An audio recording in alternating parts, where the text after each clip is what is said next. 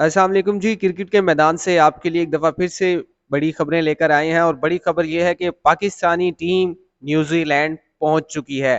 یہ New Zealand میں جو سفر پاکستانی ٹیم کا شروع ہونے جا رہا ہے، یہ سیف رکی سیریز ہوگی، اور اس کے پہلے مرحلے میں کرائسٹ چرچ پاکستانی ٹیم پہنچی ہے. اور آج ہی جو پاکستانی ٹیم ہے اس نے سیریز کے آغاز سے قبل جو ٹرافی ہے اس کی رونمائی ہوئی ہے. اس ٹرافی کی رونمائی میں نیوزی لینڈ کے کپتان اور پاکستان کے کپتان بابر اعظم، اس کے ساتھ ساتھ جو بنگلہ دیش کے کپتان ہیں نور الحسن نے ٹرافی کے ہمراہ جو ہے تصاویر بنوائی ہیں. اور پاکستان وہی وردی لے کر چل رہا ہے جو اس نے یہاں پر انگلینڈ کے خلاف رکھی.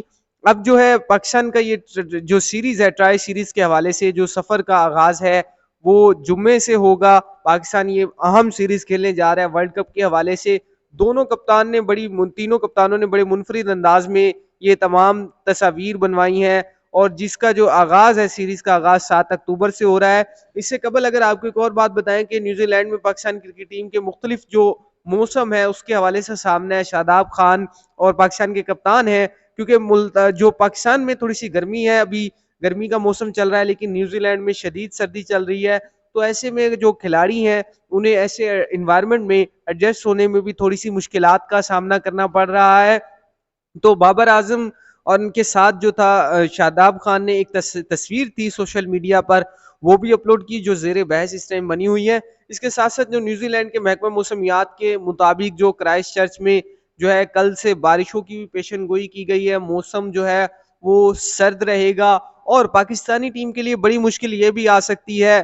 جو نیوزی لینڈ کے محکمہ موسمیات نے یہ بھی کہا ہے کہ برف باری بھی ہو سکتی ہے.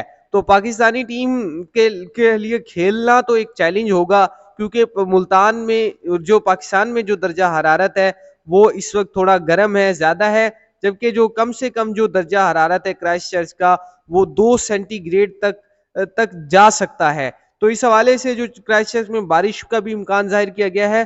تو یہ ٹرائی سیریز ہے، یہ بڑی دلچسپ ہونے والی ہے، اور اس میں پاکستانی ٹیم کو بڑی مختلف کنڈیشنز کا سامنا کرنا پڑے گا. پاکستانی ٹیم جو ہے وہ آج ہوٹل میں ہی رہے گی، اور جبکہ جو کل جو ہے وہ پریکٹس جو ہے وہ کوشش کی جائے گی کہ پریکٹس کی جائے، اور اس حوالے سے شیڈول بھی کیا جا رہا ہے پریکٹس کو کہ پاکستانی ٹیم پریکٹس کر سکے. جبکہ اگر پاکستانی ٹیم کی T20 کے حوالے سے جو پرفارمنس ہے اس کی بات کی جائے، تو پاکستانی ٹیم کا جو T20 کا فارمیٹ ہے اس میں ایک پاکستانی ٹیم کا پلڑا کافی بھاری دکھائی دیتا ہے. اب تک جو ہے پاکستان نے نیوزی لینڈ کے خلاف 25 میچز کھیلے ہیں، جن میں 15 میں سے کامیابی حاصل ملی ہے، جبکہ 10 میں شکست کا سامنا کرنا پڑا ہے. اسی فارمیٹ میں قومی ٹیم نے نیوزی لینڈ کے خلاف سب سے زیادہ 201 رنز اور سب سے کم 101 رنز جو ہے وہ سکور کیے ہیں. جبکہ بنگلہ دیش کے خلاف ریکارڈ کی بات کی جائے تو پاکستانی ٹیم کا ریکارڈ بڑا شاندار ہے. 15 میچز میں ابھی تک یہ آمنے سامنے آئے ہیں، جس میں سے 13 میچز جو ہیں وہ پاکستان جیتا ہے، جبکہ 2 میچز میں بنگلہ دیش کو کامیابی ملی ہے.